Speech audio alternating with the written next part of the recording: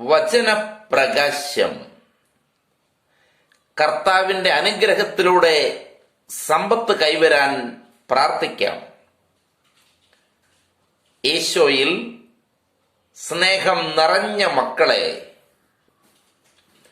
അന്യായമായി ഉണ്ടാക്കുന്ന സമ്പത്ത്, അനീതിയിലൂടെ ഉണ്ടാക്കുന്ന സമ്പത്ത്, ഇതൊന്നും ജീവിതത്തിന്റെ അവസാനം വരെ നമ്മുടെ കൂടെ കാണണമെന്നില്ല. ഇടയ്ക്ക് നമ്മളെ വെച്ച് ഉപേക്ഷിച്ചു പോകും. അനീതിയിലൂടെ ഉണ്ടാക്കിയതല്ലേ നിലനിൽപ്പുണ്ടാവില്ല. തട്ടിച്ചും പറ്റിച്ചും വെട്ടിച്ചും ഉണ്ടാക്കിയ ധനമല്ലേ നിലനിൽക്കില്ല. അതങ്ങനെയേ വരൂ. മക്കളെ, ഇങ്ങനെ ഉണ്ടാക്കിയ സമ്പത്ത് നമ്മുടെ കുടുംബത്തിൽ ഭാര്യയ്ക്കോ ഭർത്താവിനോ മാതാപിതാക്കൾക്കോ മക്കൾക്കോ ഒന്നും ആനന്ദം പകരില്ല, സന്തോഷം പകരില്ല. അവർക്ക് ദഹിക്കില്ല ഈ സമ്പത്ത് കൊണ്ട്. എന്നാൽ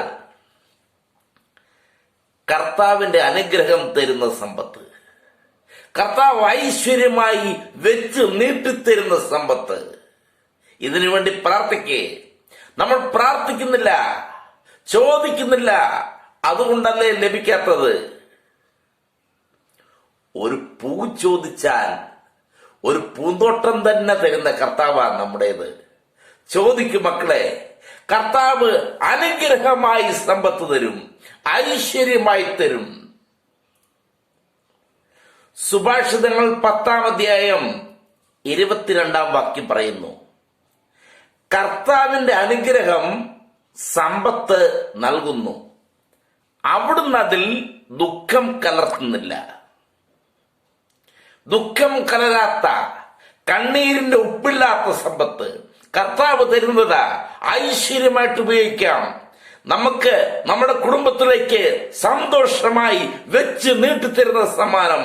മക്കളെ, നമ്മുടെ കുടുംബാംഗങ്ങളൊത്ത് എല്ലാവർക്കും മതിമറന്ന് ആനന്ദിച്ച് സന്തോഷിച്ച് അനുഭവിക്കാവുന്ന സമ്പത്ത്, കൂടെ പോരുന്ന സമ്പത്ത്, ഐശ്വര്യമായ സമ്പത്ത്, ഇടയ്ക്ക് വെച്ച് നഷ്ടപ്പെടാത്ത, ഉപേക്ഷിച്ചു പോകാത്ത, നമ്മുടെ കൂടെ ഉണ്ടാവുന്ന സമ്പത്ത്, ഇത് കർത്താവ് നൽകുന്ന സമ്പത്ത്, നിനക്ക് വെച്ച് നീട്ടിത്തരുന്ന.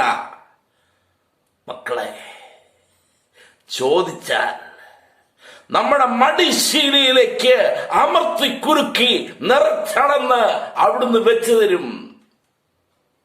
യേശുവേ നന്ദി, യേശുവേ സ്തുതി, യേശുവേ മഹത്വം.